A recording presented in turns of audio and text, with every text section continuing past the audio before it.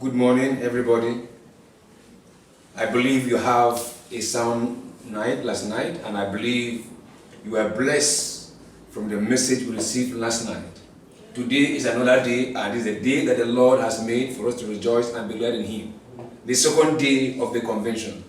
At this morning convention service, we are bringing the word of God to you, and by the grace of God, the servant of God that God is going to be using to bring the word of God, the word of life, the word of healing, the word of comfort, and the word of courage unto you this morning is Apostle Sunday Achibong Igwe, Yanya Area Superintendent.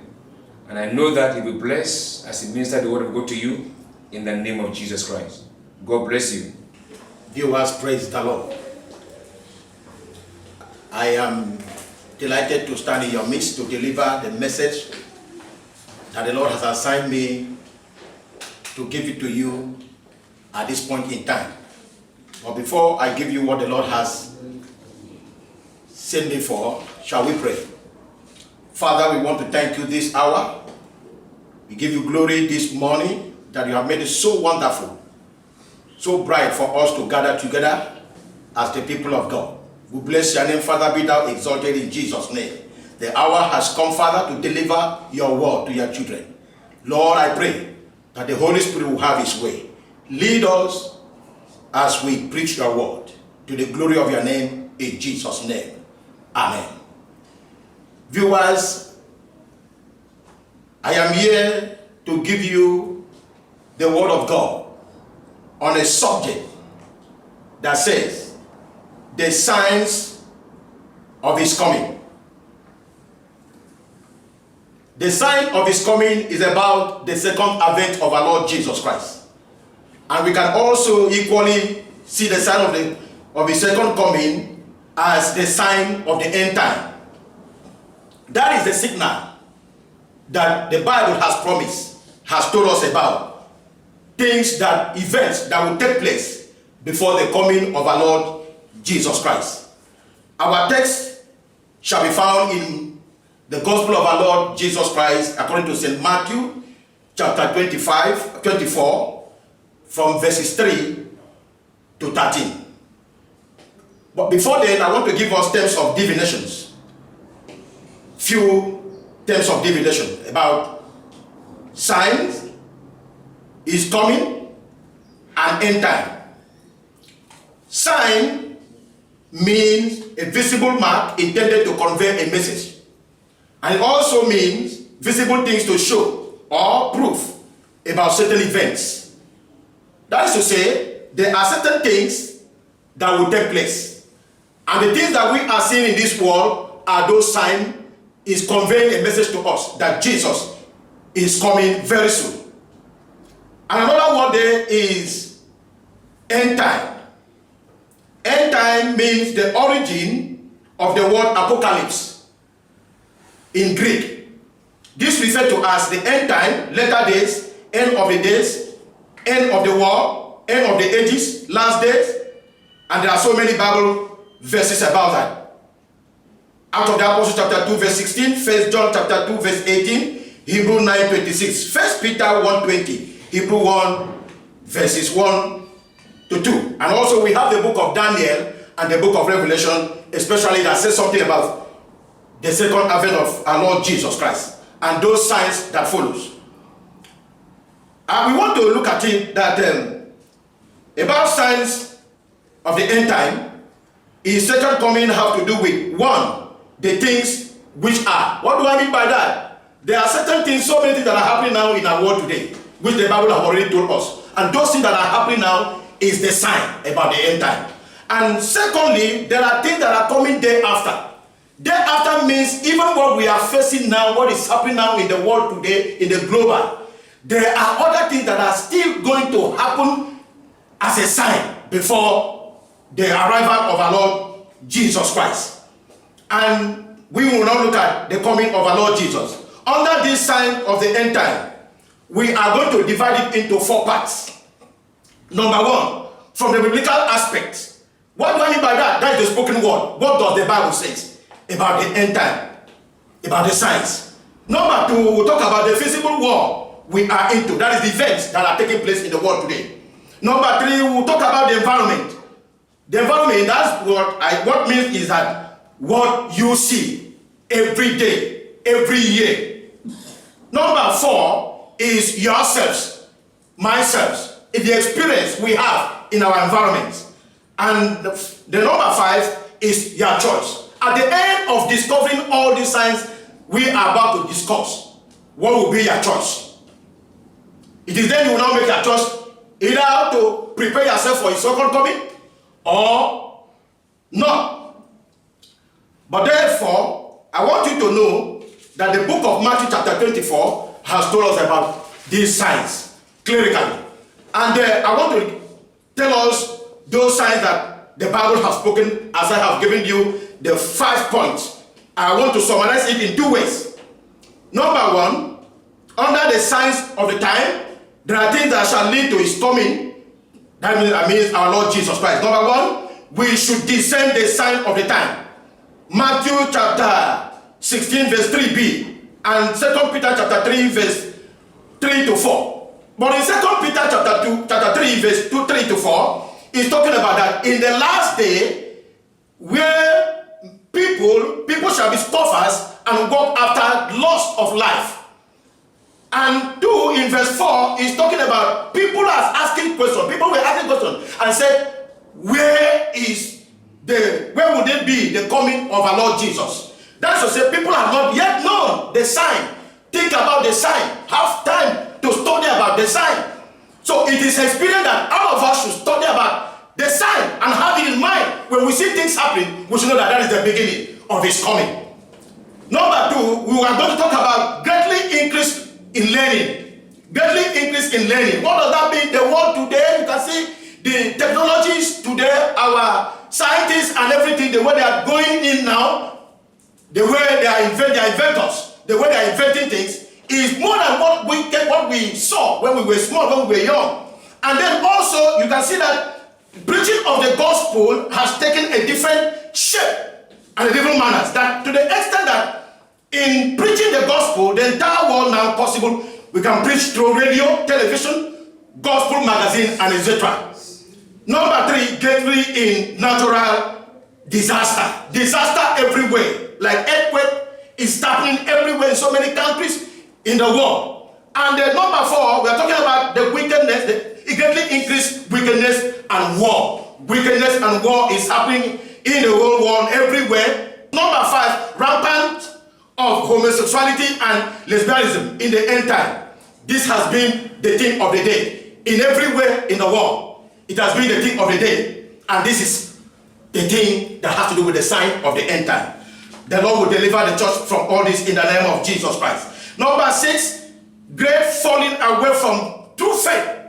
Great falling away from true faith. Falling and apostasy. Matthew 24 verse 12. It says, love of many shall wax cold. Iniquity shall abound. The love of many shall wax cold. You can see in our church today, so many believers, so many Christians, those who call themselves born again, their faith is no more. They are going back. People are no longer showing concern about the things of God any longer. And that is the sign, one of the signs of the end time. Iniquity have taken over. Sin everywhere. Number 7, increased persecution of true Christians. Exactly what is happening, hatred by all nations. Some shall be put to death. Yes, in our country it has happened. Everywhere, Boko Haram, Fulani herdsmen that are killing the Christians, innocent souls. People are dying here and there, children, female, and widows. They kill them without conscience. This is to tell you that this is just the beginning of the time. And another one, number 8, is deception. Deception everywhere, deceiving. People are no longer faithful, truthful to each other. We deceive one another. We call ourselves, even in the brotherhood, even when we are in the church, we deceive ourselves. We play trances with one another. This is one of the signs of the end time. Another one, number 9, is Antichrist. Antichrist will soon take place. Very soon. It has already happened. But I want to look at it. If you read through the world today, the book of Matthew 24 have already cleared that wars and rumors of war, famine, like in Ethiopia, Egypt, Sudan, Libya, Cambodia, Tunisia, Somalia, Mali, Liberia, Italy, China, and other places. Pestilence, that is as such as AIDS, bird flus, malaria, typhoid, etc. Earthquakes happening now with greater momentum. Antichrist, that is those that are against Israel. Offense, betrayal, hatred, false prophet. That is the number 1. The number 2, I want to summarize it, is the present social order. The present social order in our world today. The present social order. Now let us examine the social life predominance of this era. Meanwhile, there is a rapid increase in lawlessness. Our leaders, those who are into law, you can see they are no longer faithful in their law services. And the prevailing social heel and intricacies have increased tremendously. No more sanity, love and unity, deceitfulness, deceitfulness rules, liars everywhere, robbers with guns and pens. People use Bible to commit corruption, assassin, advance fee fraud, 419 at the top gear, looters at the peak, etc. That's what the book of Matthew chapter 24 is saying. In furthermore, the nation are groaning, bribery, corruption, arson, nepotism, sabotage, tribalism, terrorism, kidnapping, religious sentiment, and intolerance are commonplace and falsehoods abound. The global financial crisis has taken its toll. This is the sign of his coming. It's for us to prepare and know that yes, Jesus is coming. To explain further, bad rulers, it is often reported, use sweet words, sugar-coated tongues, and polished speeches, mostly at politics. When these social elements struggle for power, wealth, and dominion, it is the masses whom God created that have suffered the present economic recession. Brethren, this is a sign. There are also global warning going on without God intervention. Another one called antivirus is on the pipeline. Brethren, I want us to know and bear this in mind. This is just the beginning, that Jesus is coming soon. In conclusion, what all these fulfilled signs mean? What does it mean? With all these things that the Bible have told us, with all these things that we have seen in the physical world here, what does it entail? Matthew chapter 24 verse 33 says, when ye shall see all these things, know ye that the coming is near. Praise the Lord. Number 2, Luke 21 verse 28 says, when these things begin to come to pass, ye shall also know that the coming is near. Luke chapter 21 verse 32 says, this generation shall not pass away till all this be fulfilled. Brethren, we are at the peak. Anything can happen from now, but we don't know the day. We don't know the time. Jesus said, except his Father. Therefore, we need to prepare. We need to be aware about the time. I want to put it this way. A day of tempest and calamity upon the earth. A day of darkness and gloaming. The mountain shall move out of places. A day of alarm and trumpet is near. Even within us, the great men and those that trust in their riches shall be well. Their merchandise. Peace shall depart. Anarchy shall rule. Brethren, it is time for us to repent and give our life to Jesus Christ and be ready for his second coming. Hell is real and heaven is real. Now it is your choice. Take your choice. Where do you want to belong? Is it hell or heaven? I want you to know that one day we shall stand before judgment to give account of our deeds before the Lord. The sign is already at hand, and the sign has not yet ended. It is still coming. I pray that every one of us that are looking at me, viewers over there, the Lord will give us a change of heart and have that thought, that same thinking, that we need to change from our character, we need to change from our behavior, because anytime, any day, the trumpet shall blow, because the time is already taking place. Although, mark it, this is not the end. The end is still at the door. May the Lord bless us as we listen to the word in Jesus' name. Father, we want to thank you so much for the word given to us at this time, this morning. We bless your name because I know you have come to remind us about those signs that will keep us have a think and a change of mind that you are coming. Father, we pray that this morning you will change us from our bad attitude, our bad ways of life, and draw us back to yourself, so that in time when you will come, we will not be a castaway. So shall it be. Thank you, Father, for prayer answered. For in Jesus' name we pray. Amen and amen. The Lord bless you in Jesus' name. And I hope you are blessed through this word. And I'd like us to have some few prayer points, maybe 2 or 3 prayer points about the coming of the Lord Jesus Christ. Let's pray and ask God to help us. At this season of difficult things, this period that things are changing, more signs are upcoming. Let's ask God to the grace to keep faith. Can we pray that prayer? Let's ask God for the grace to keep faith. This is just the beginning, because the Bible says that this is the beginning of the end, which means that the trouble we are seeing, they are just a beginning. Let's ask God, Lord, help me that I may stand firm in faith. Can we pray that prayer? Father, we ask, oh God, help us. We need your help. We cannot help ourselves. Holy Spirit, have your way in our lives. That at this season, at this period, and all those things that are witness as signs of your second coming, we ask, oh God, for grace to keep our faith alive in the name of Jesus, that Lord will not be carried away by all that is going on, and that all that will come to pass. Lord, we ask, oh God, that help us to stand firm in the name of Jesus. The trial will not carry us away, but Lord, our hope in you, Father, shall continue to grow stronger. Thank you, Father, for answering our prayers. In Jesus' mighty name we pray. I want to pray this second prayer point. Lord, every temptation that I've become a victim to it, I ask for your mercy. I ask for your deliverance.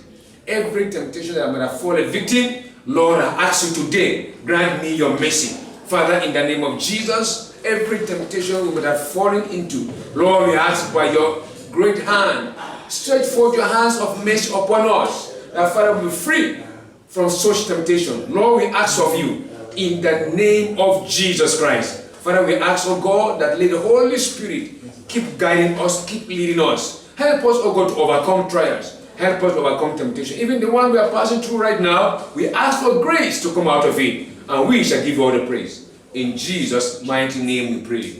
Father, we thank you because you are faithful. We give you all the glory. and the entrance of your word, it giveth light. We ask, may the light of your word shine in our heart, that every dark part should begin to disappear. That this word of God will bring liberty into our souls, in the name of Jesus Christ. Thank you, faithful Father. We give all the glory. As we go for recess, go before us and take all the glory. In Jesus' name. Amen.